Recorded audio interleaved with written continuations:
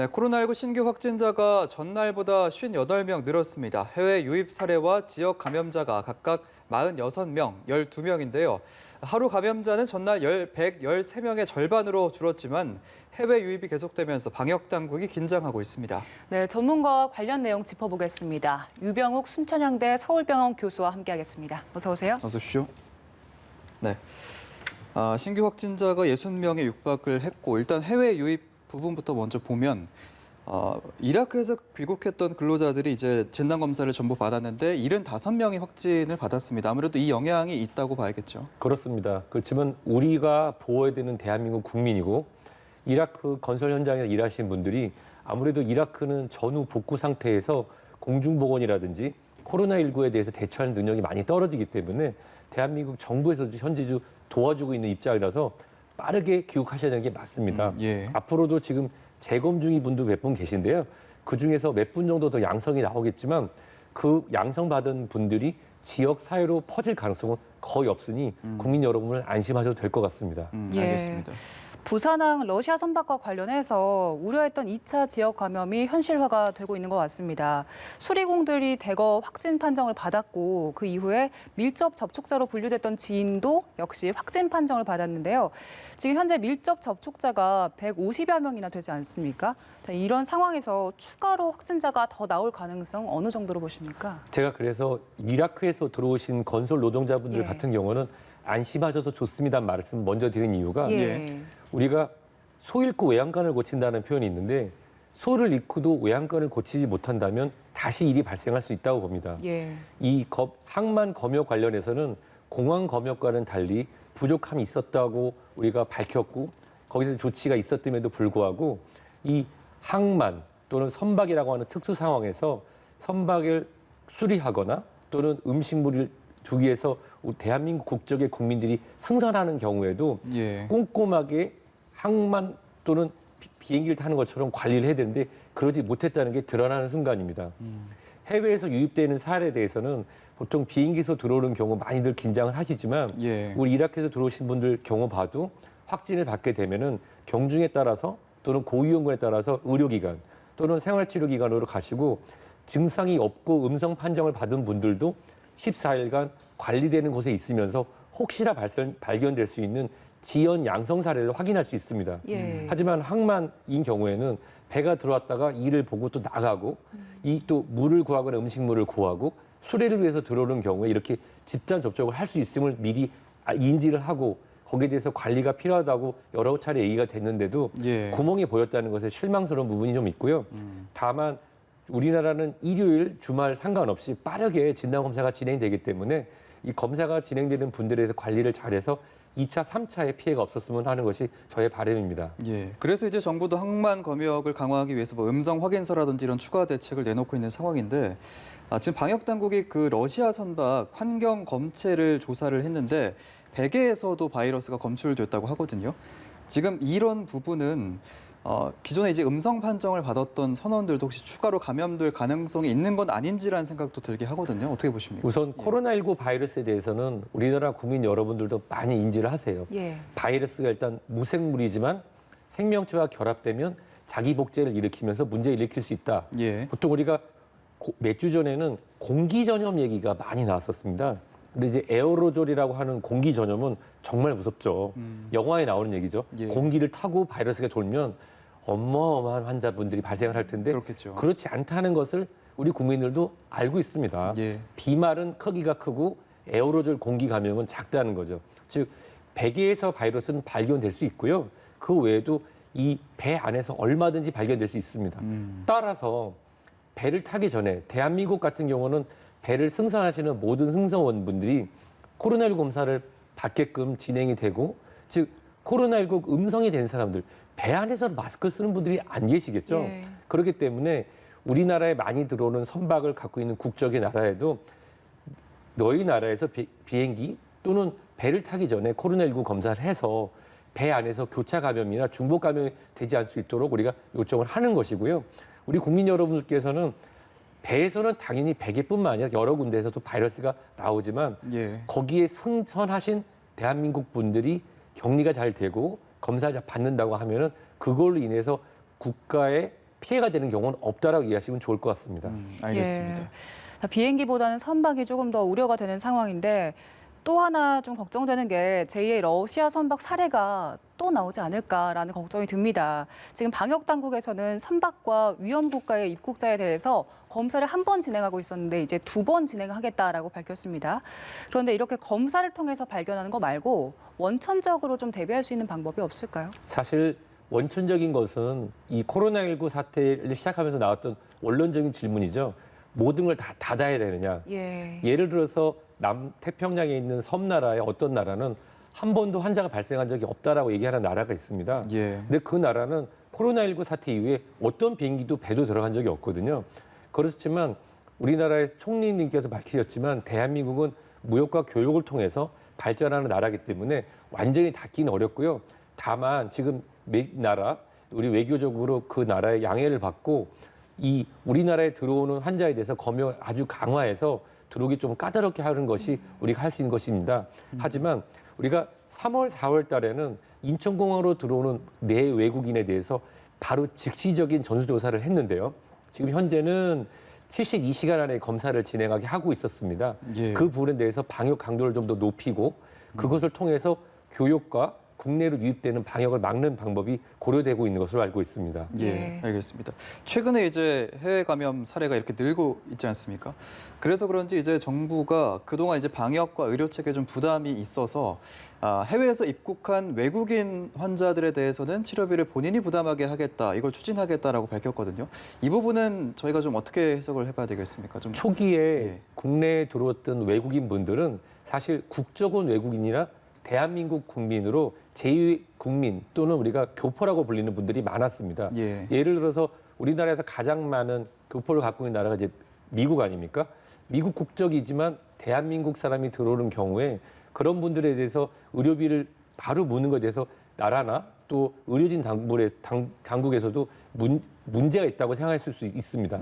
하지만 현재는 이미 대한민국 국적 또는 교포분들은 이미 들어오실 분들은 거의 다 들어오셨고 여러 가지 교역을 목적으로 들어오시는 분들이 있는데 그중에서 아주 일부는 치료를 목적으로 들어오는 게 아니냐라고 하는 의혹이 있는 부분도 있으니 현재는 우리가 생활치료센터로 격리하는 경우에 또 일부 치료센터에 경험하는 경우에 10만 원씩 그거를 우리가 부담을 지우고 있었는데 그거에 대한 부담 비율도 올리고 또 치료에 있어서도 본인 부담금을 올림으로 인해서 불필요한 입국을 막고 또 혹시나 치료를 위해서 입국하는 외국인이 있지 않을까 하는 의혹을 지우기 위해서 그렇게 입법이 진행되는 걸 알고 있는데요.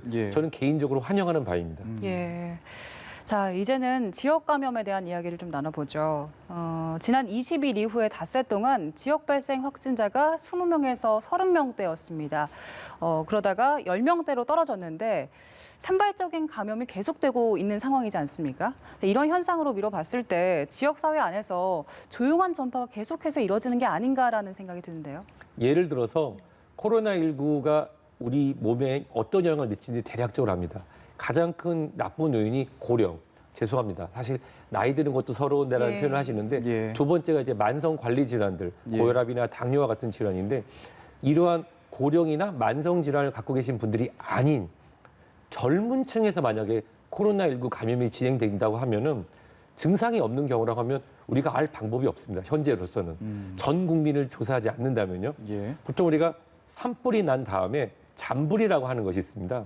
대부분의 불이 보이지 않고 큰 피해는 보이지 않으나 숨어있는 잔불로 인해서 바람이 불게 되면 다시 활활 타오를 수 있지 않습니까?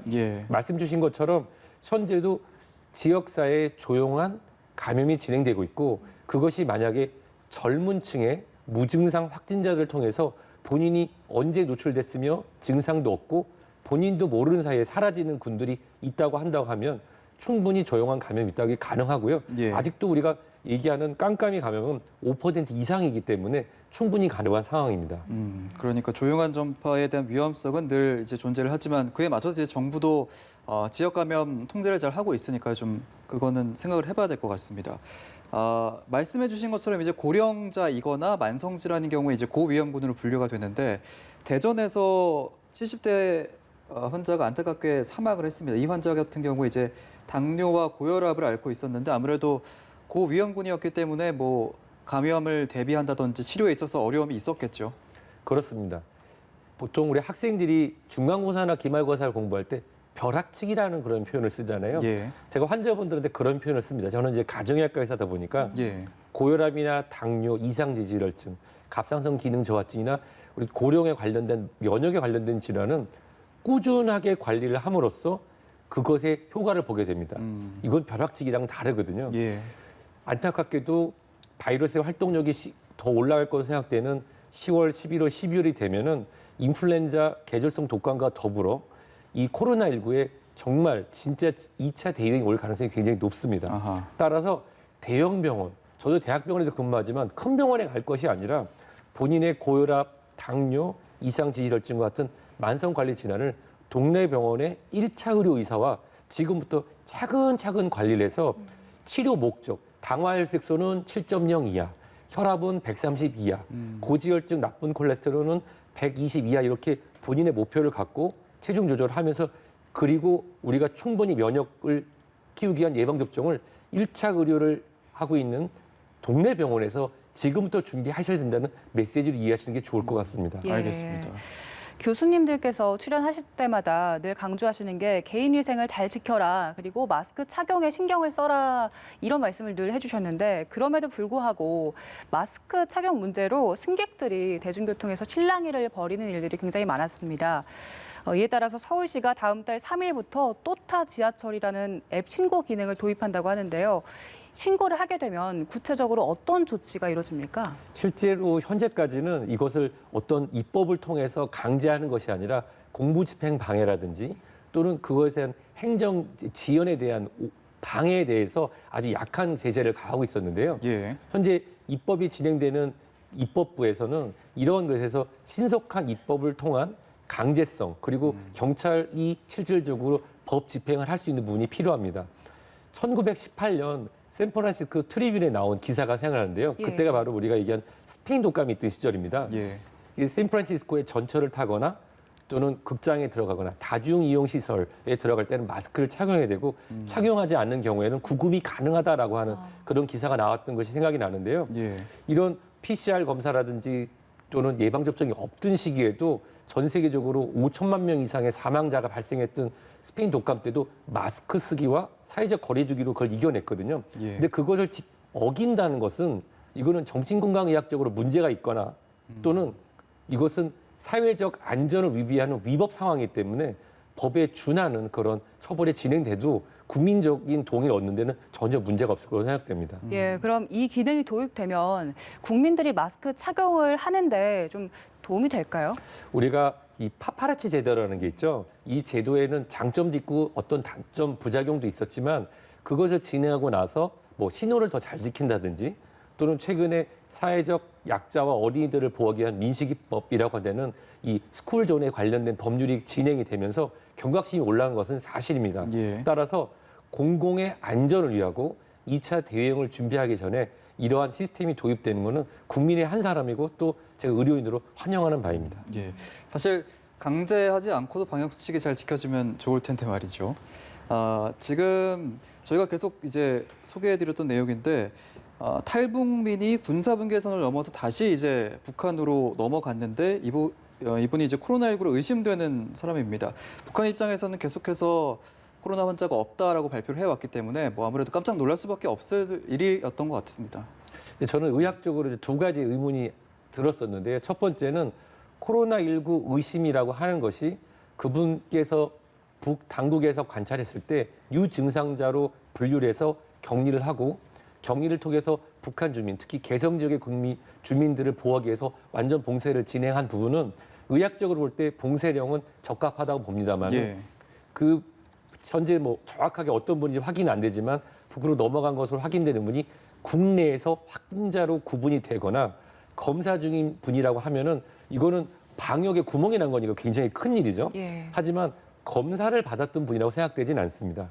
따라서 현지에서 관찰이 됐을 때 유증상자로 분류가 됐고 이 북한 쪽에서는 이것을 신속하게 검사를 하고 방역을 관리할 수 있는 시스템이 아직 준비가 안 됐다고 하면은 그런 상황에서는 이런 방역을 위해서 특정한 지역을 묶는 건 좋고요.